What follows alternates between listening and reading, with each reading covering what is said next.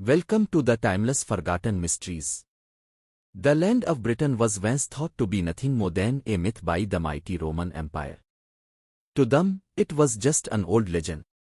But this changed in 55 BC, when Julius Caesar set his sights on the mysterious island and sailed towards its shores. His attempt ended in defeat, but nearly a century later, the Romans finally found glory when Emperor Claudius set foot on British soil. They laid claim to the land, even turning Stonehenge into a sacred site for worship and rituals. Was founded, and the Romans secured control. But what unfolded next in the story of the United Kingdom takes us much further back in time. The history of what would eventually become the United Kingdom reaches all the way back to the prehistoric Paleolithic period, dating nearly 9,50,000 years ago. The first settlers to arrive were who travelled from Europe around 8,000 BC. These early people are now recognized as the first Britons. They formed one of the earliest economies, trading wild elk, cat, and pigs while defending themselves from wolves and bears. Over the years, countless tools have been uncovered, stone axes and blades, that reveal their survival skills. Human remains from this period are rare, leaving experts to piece together who exactly lived here. The tools suggest they were likely a subgroup of Homo erectus, possibly Homo. At one time, Britain was not an island at all but part of the European mainland. This allowed groups to spread easily, but as the seas rose, communities were cut off and forced to evolve on their own. These early settlers relied on hunting and scavenging. Evidence such as wooden spears discovered in Essex, dating back some 450,000 years, proves their craftsmanship. Stone hand axes, often used to cut animal carcasses, have been found in abundance, showing that certain places were visited repeatedly by groups who chose to make tools there rather than carry them on their travels. As tool-making advanced, Neanderthals in Britain began targeting larger prey, like woolly rhinoceroses and mammoths. Then came the Upper Paleolithic period, where humans evolved physically into what we are today. Wisdom teeth, for example, are remnants of a time when eating raw food required stronger jaws. Survival during this era was incredibly difficult. The Ice Age forced groups to move frequently, chasing warmer climates and food sources. Limestone gorges and caves offered crucial shelter. By 11,300 years ago, the climate began to warm, sparking a period of growth. Forests of birch, pine, oak, and hazel spread, and with them came animals like reindeer and horses. Hunters followed, eventually adapting to new prey such as red deer and wild boar as the environment changed. Around 6,300 years ago, during the Mesolithic period, people began setting up seasonal camps, moving between sites to conserve resources.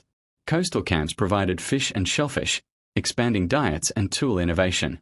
By 4100 BC, agriculture arrived from the east, changing Britain forever. The population had grown, and hunting alone could no longer sustain them. Flint tools with wooden handles were used to clear land for farming. Barley and emmer wheat became the first crops, while pigs and cattle were bred instead of hunted. Settlements appeared, marked by longhouses for families and long barrows to honor the dead. The Neolithic period transformed Britain. Circular enclosures and vast monuments were built, including Curses pathways and henges, the most famous being Stonehenge. Tools became more advanced, with arrowheads reshaped for greater precision. Pottery shifted from simple round bowls to flat-based, decorated pots, often used for brewing beer or storing food. These advancements paved the way for the Bronze Age. From 2200 BC, bronze tools and weapons replaced stone. Though tin and copper were scarce, bronze was strong, durable, and allowed for intricate craftsmanship. Daggers evolved into the first swords. Jewelry, pottery, and even beer-filled beakers have been found in burials, showcasing their artistry. Social tensions led to fortified settlements and, eventually, the first examples of market strategies, craftsmen holding back goods to raise value. By 1200 BC, the Iron Age had begun, spreading from the Middle East to Europe. Iron and steel tools transformed agriculture, warfare, and settlement building. Hill forts emerged, livestock flourished, and Celtic tribes began to dominate Britain. Though the Romans saw them as barbarians, the Celts thrived for centuries, leaving behind a language and culture that still echoes today. But Rome's gaze eventually returned. Julius Caesar attempted an invasion, only to be repelled. Almost a century later, Emperor Claudius succeeded, launching a full conquest of Britain. Londinium rose as a Roman city, roads spread across the land, and trade flourished. Yet resistance remained fierce, most famously from Queen Boudicca, who led a revolt that nearly drove Rome out before being crushed. Despite rebellions, Roman rule reshaped Britain, introducing taxes, infrastructure, and even Latin. Eventually, as Rome declined, Britain fractured. Christianity spread, local kingdoms formed, and chaos gave way to a new wave of invaders, the Vikings. In 793, Norse raiders arrived, attacking monasteries and settlements. For nearly 300 years, Vikings fought, traded, and ruled large parts of England, their culture blending with the Anglo-Saxons. Towns like York flourished under Viking control, and many Old Norse words remain in English today.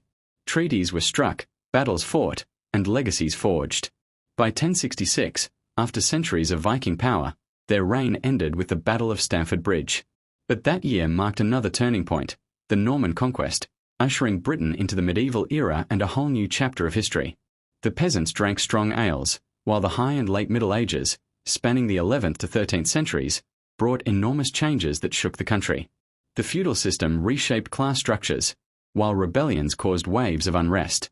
At the same time, the Renaissance inspired new forms of art and storytelling, eventually giving playwrights like William Shakespeare and Christopher Marlowe the tools to bring political struggles and romantic tales, often based on real events, to the stage. This era has long been romanticized in literature and modern media, often shown as a world of blushing maidens, grand feasts, majestic castles, and noble knights charging into battle on horseback. But in truth, life for most people was harsh and dangerous. After the sons of William the Conqueror ruled in turn, his grandson Stephen of Blois became king in 1135. His reign sparked a brutal civil war known as the Anarchy, lasting from 1138 to 1154. The conflict was led by Stephen's cousin, Empress Matilda, who believed the throne was rightfully hers. It was a terrible time for everyone, from nobles to peasants. Suspicion ran high, oppression spread, and many innocents were tortured or robbed. Starvation followed, and countless families were left destitute. The war finally ended in 1154 when Stephen died, leaving the crown to Empress Matilda's son, Henry II. His rule brought a measure of peace, strengthened by his alliance with Thomas Becket, the Archbishop of Canterbury. Together they held great influence over both the people and the church. But their friendship soured, leading Henry to order Becket's murder inside Canterbury Cathedral, a shocking act that echoed through the kingdom. In the 12th century, freedom for men varied greatly. Some were tied to land through feudal obligations, others paid rent without owning property, and many had to serve a lord while also paying for the land they lived on. Those unable to pay taxes faced harsh punishments from their masters. Serfs, or unfree peasants, could sometimes buy or earn their release. Another option was to escape to another borough. If they lived there for a year without being caught, they were considered free. But if captured, they could be beaten and imprisoned by their lord. When King John came to power in 1199, he quickly earned a reputation as one of England's most cruel and tyrannical rulers. He raised taxes heavily to fund mercenaries who enforced his will, sparing no one, not even the Pope. In 1208, John refused to accept Stephen Langton as Archbishop of Canterbury, defying Pope Innocent III's choice. In response, church bells fell silent across England, burials ceased, and John was excommunicated. This stripped him of legitimacy, released his subjects from their oath of loyalty, and plunged the country into revolt. Amid this chaos, John was forced to sign one of history's most famous documents, the Magna Carta. This charter introduced laws and rights that limited the king's power. 4 of its clauses still stand today. Though John eventually submitted to the Pope and restored order, his reign had permanently changed England. In 1265, under King Henry III, opposition to royal power grew stronger. Simon de Montfort, Earl of Leicester, established the first Parliament of England, allowing elected representatives to speak on behalf of ordinary people. By 1298, Parliament had gained control over taxation, cementing its role in governance. Then, disaster struck. The Black Death arrived in 1347, wiping out an estimated 100 million people across Europe, including 1.5 million in Britain. The plague spread rapidly, likely through the air, killing victims within days. Poor peasants, crammed into close quarters, suffered the worst. Corpses piled in the streets, and with no cure or prevention, terror gripped the land. With so many dead, fields went untended, famine spread, and entire villages were abandoned. Some peasants seized the chance to demand higher wages and better conditions, moving from place to place in search of work. The government tried to stop this, sparking the infamous Peasants' Revolt of 1381. Armed with fury, common folk rose up against poll taxes, wage restrictions, and lordly control over their lives and property. Later, another conflict would plunge England into bloodshed, the Wars of the Roses. Between 1455 and 1485, the rival houses of Lancaster and York fought for the throne, both descended from King Edward III. The struggle ended at the Battle of Bosworth Field, where King Richard III was slain. Henry Tudor, who became Henry VII, married Elizabeth of York, uniting the warring houses and beginning the Tudor dynasty. The Tudors reshaped England's politics, religion, and monarchy. After Henry VI's victory, his family ruled for 118 years, producing some of the most famous monarchs in history. Henry VIII broke with Rome to create the Church of England, marrying 6 times in his desperate quest for a male heir. His son Edward VI reigned briefly before dying young, and his daughters Mary I and Elizabeth I took the throne in turn. Mary I, a staunch Catholic, reversed her father's reforms, persecuting Protestants in a bloody campaign that earned her the nickname Bloody Mary. She married Philip II of Spain but bore no children, leaving the crown to her half-sister Elizabeth I. Elizabeth's reign, from 1558 to 1603, became one of England's golden ages. Known as the Virgin Queen, she skillfully balanced politics and religion, defended her realm against Catholic plots and the Spanish Armada, and oversaw a flourishing of culture led by Shakespeare and other writers. Her death marked the end of the Tudor line. Life under the Tudors was shaped by strict class divides. Most people lived as farmers, miners, or laborious, while education and power were reserved for the wealthy. Harsh laws punished vagrancy and crime, often through whipping, public humiliation, or execution. Over time, reforms like the Poor Law of 1601 provided some relief to the poorest, while leisure activities, from sports and gambling to theatre, became increasingly popular. When Elizabeth I died childless in 1603, the Tudor era ended, and James VI of Scotland inherited the English throne as James I, beginning the Stuart dynasty. James's rule united England and Scotland, but it also faced religious tensions. In 1605, a group of Catholic conspirators led by Guy Fawkes attempted to blow up Parliament and assassinate the king in the Gunpowder Plot. Their plan failed, and the plotters were executed, a moment still remembered every year on November 5th with Bonfire Night. After James came his son, Charles I, whose disputes with Parliament led to the English Civil War in 1642. For 9 brutal years, royalist and parliamentary forces clashed, castles were besieged, and millions died. Charles was captured and executed in 1649, shocking Europe. Oliver Cromwell then ruled as Lord Protector of the Commonwealth until his death, after which the monarchy was restored under Charles II in 1660. Charles II's reign was marked by cultural revival, scientific progress, and devastating disasters, including the Great Plague of 1665 and the Great Fire of London in 1666. When his brother James II took the throne, his harsh rule provoked the Glorious Revolution, bringing William of Orange and Mary II to power in 1689. Under Queen Anne, the 1707 Act of Union created Great Britain, uniting England and Scotland. But while monarchs and nobles shaped politics, everyday life for common people was far different. Most lived in poverty, struggling with hunger, poor sanitation, and back-breaking labour. Men worked as farmers, craftsmen, and merchants, while women were confined to domestic duties unless widowed or forced into service. Aristocratic marriages were arranged for wealth and politics, while ordinary people often married for survival. Despite hardship, this era saw the beginnings of change. Trade expanded, new ideas spread through pamphlets, and some found opportunities in the New World. But for the majority, life remained a struggle, defined by hard work, obedience, and survival. Resources were now running scarce, and the country was growing poorer by the day.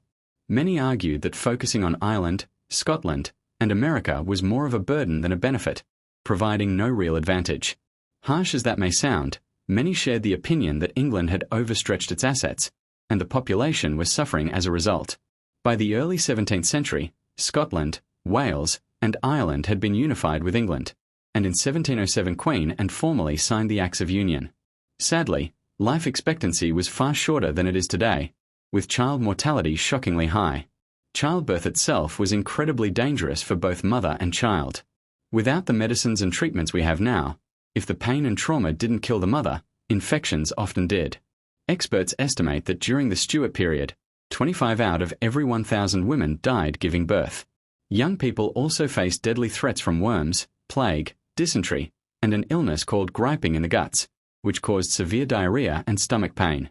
Poor hygiene was a major factor in these illnesses, and the Stuarts were not known for holding personal cleanliness in high regard.